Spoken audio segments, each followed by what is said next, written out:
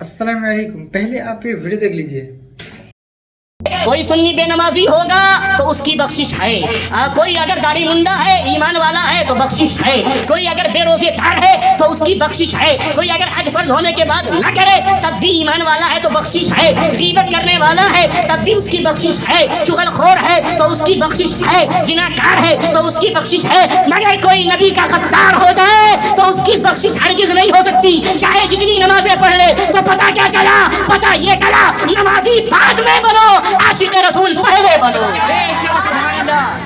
حاجی بعد میں بنو، عاشق رسول پہلے بنو. روزے دار بعد میں بنو، عاشق رسول پہلے بنو.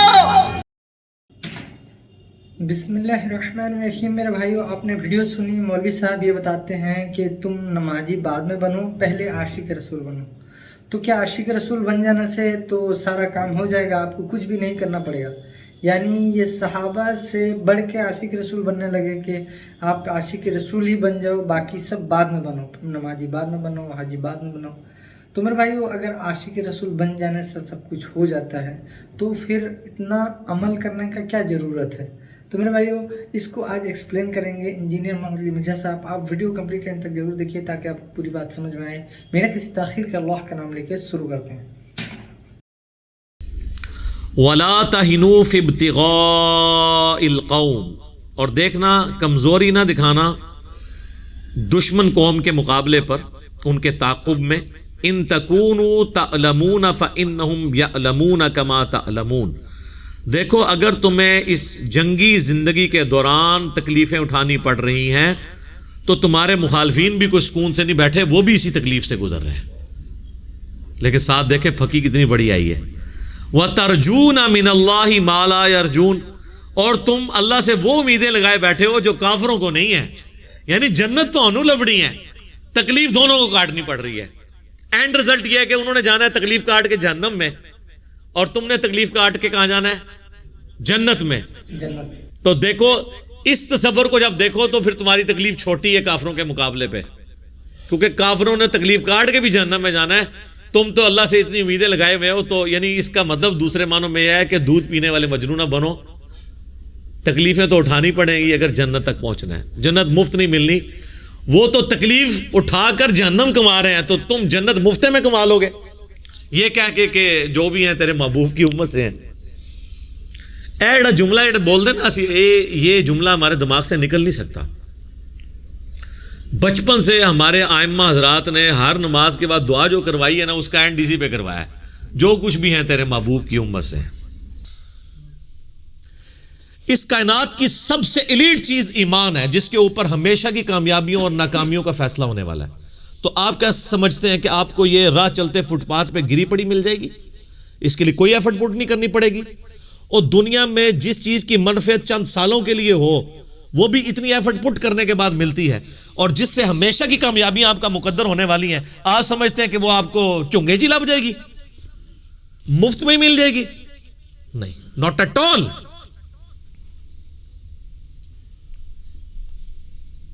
میری وائف نے جب پہلی دفعہ قرآن پڑھا نا شادی کے بعد، میں نے اس کو ایک قرآن کلاس ہوتی تھی رمضان شریف میں، تو میں نے کہا میں بچے وغیرہ میں دیکھوں گا، تم نے صرف ایک دفعہ قرآن پڑھ لو تاکہ تمہیں پتہ چلے قرآن میں لکھا کیا ہوا ہے. قرآن آپ اکیلے بیٹھ کے تو ظاہر ہے اس طرح نہیں ہے، اب ایک ماحول ہوتا ہے، ایک ڈیکورم ہے، کلاس ہے، جس طرح یہاں لوگ بیٹھے ہیں. تو رمضان میں پورا قرآن اس نے مکمل کیا نا. تو میں نے اس سے پوچھا تم نے کیا یعنی اس سے حاصل کیا؟ اس نے کہا جی اللہ بہت سخت ہے، اور جس خدا کا تعارف ہمیں ہمارے ماں باپ اور یہ معاشرہ کرواتا ہے وہ خدا نہیں ہے جو قرآن میں ہے. اللہ تو اپنے معاملات میں بہت سخت ہے. یہ کتاب انذار ہے، تبشیر اور بشارت ان کے لیے جو بات مانتے ہیں. جو نہیں مانتے ہیں ان کے لیے عذاب کا کوڑا ہے یہ کتاب. کیونکہ اللہ ہے نا، یہ کائنات اس نے اس لیے بنائی ہے کہ آپ جانوروں کی طرح کھائیں پیئیں، اولاد پیدا کریں اور مر جائیں. انسان کو اس نے اپنے لیے پیدا کیا ہے، پوری کائنات انسان کے لیے، اور انسان کو اپنے لیے. وما خلقت الجن والانس الا لیعبدون. اچھا، یہ جو بات ہے نا، ختم اللہ علی قلوبہم وعلی سمعہم وعلی ابصارہم، مہر لگا دی ان کے دلوں پر، کانوں پر، آنکھوں پر، پردہ ڈال دیا، اب عذاب ہی ان کو آئے گا. یہ آپ نے اگر بات سمجھنی ہے نا تو آپ پارہ نمبر 7 کے آخری صفحے پہ آ جائیں. सूरत अल-अनाम में आयत नंबर है 110, 7वें पारे की आखिरी आयत, आपके ये ब्लू वाले कुरान में 142 नंबर पेज की आखिरी आयत 110 नंबर। वनुक़ल्लिबु अफ़इदतहुम व अबसारुहुम, हम फेर देते हैं उनके दिलों को और उनकी आंखों को, अकल और उनकी आंखों को, कि वो हक बात कबूल ना करें। हक से अल्लाह फरमाता है कि मैं उनको हक से अंधा कर देता हूं। कमा लम युमिनु बिही अव्वला मर्रा, जिस तरह के इन्होंने भी तो पहली दफा जब इनके ऊपर हक खुला था, इन्होंने ईमान लाने से रूगर्दानी की थी ना, अब ये चाहेंगे भी ना तो मैं इनको इस्लाम की तरफ नहीं आने दूंगा। वनज़रुहुम फी तुग़यानिहिम यामहून, और मैं इनको छोड़ दूंगा अपनी सरकशी में भटकते फिरे। वलौ अन्ना नज़्ज़लना इलैहिमुल मलाइका, और अब अगर फरिश्ते भी इनके सामने नाजिल हों, वकल्लमहुमुल मौता, और मुर्दे कब्रों से निकल के इनके साथ बात करना शुरू कर दें, वहशरना अलैहिम कुल्ल शैइन क़ुबूला, और हर चीज जिनका इनसे वादा किया था इनकी आंखों के सामने आ जाए, क़यामत भी, अजाब भी, सब कुछ भी, मा कानू लियुमिनू, फिर भी ये ईमान नहीं लेके आएंगे। ये है सर किताबों का खुदा। ये नानी अम्मा, दादी अम्मा और मामा नहीं है, ये अल्लाह है। कितनी सख्ती है कि फरिश्ते भी। अब मुझे बताएं, किसी से मुर्दा निकल के कब्र से कहे कि मेरी तो फैंटी लग गई है, आपको तो पूरी जिंदगी नींद नहीं आनी है, लेकिन अल्लाह फरमा रहा है फिर भी ये मान नहीं लेके आएंगे। कर लो जो कर, ये अल्लाह कह रहा है। इल्ला इंशाअल्लाह, हाँ अगर अल्लाह ही चाहे जबरदस्ती किसी को इस तरीके से हिदायत दे दे वो अलग बात है। वलाकिन अक्सरहुम यजहलून, लेकिन अक्सर लोग जहालत का शिकार हैं। वो अपनी विशफुल थिंकिंग्स के अंदर, अमानियुहुम जिन्हें कहा गया, वो उनमें फिर रहे, फिरते रहे। अल्लाह ताला अपने मामलात में बहुत सख्त है मेरे भाइयों, अल्लाह को सीरियस लेने की जरूरत है। ज़ाहिर है इस कायनात की एक ही हकीकत है, वो अल्लाह है। अगर उसको कोई सीरियस नहीं लेता तो अल्लाह ताला के लिए क्या है? वो तो अपने नबी से 3 दफा कुरान में कहलवा रहा है, कुल इन्नी अखाफु इन असैतु रब्बी अज़ाब यौमिन अज़ीम। ऐ नबी तुम फरमा दो कि बिलफर्ज अगर मैं भी अपने रब की नाफरमानी करूं तो मुझे खुद इस बात का डर लगा है कि बड़े दिन का अजाब मुझे भी आ पकड़ेगा। जी सूरतुल अनाम, सूरह यूनुस, सूरह अज़्ज़ुमर, 3 सूरतों में ये एक आयत 3 दफा आई है। बहुत सख्त आयत है।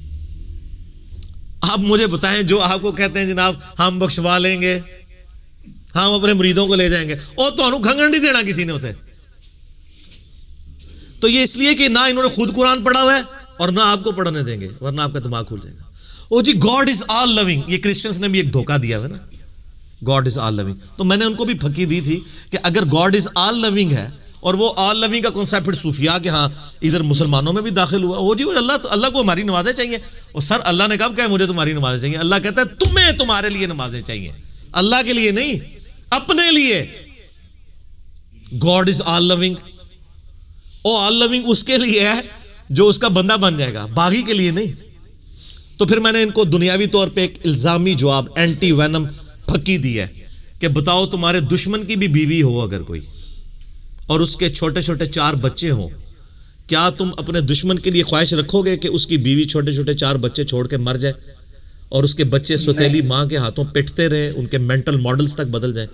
सारे कहेंगे नहीं नहीं जी, क्यों नहीं, दिल पसीजता है। अच्छा आपका दिल पसीजता है और आपने हमें ये कहानी कराई है कि अल्लाह ताला माँ से इतने गुना और दादी से इतने गुना और नानी से इतने गुना मोहब्बत करता है, तो वो अल्लाह रोजाना हजारों ऐसी औरतों को मौत क्यों देता है जिनके 4 छोटे छोटे बच्चे होते हैं?